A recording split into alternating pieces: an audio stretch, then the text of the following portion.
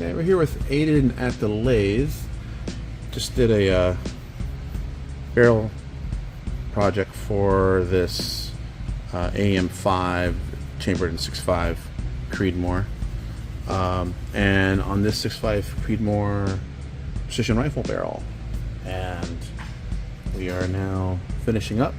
Did the barrel journal for the collar. Collar is at the correct spot.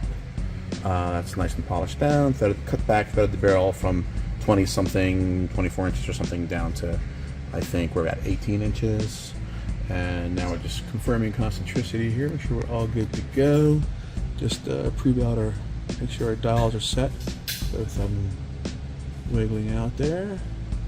And now just run the machine and see where we're at.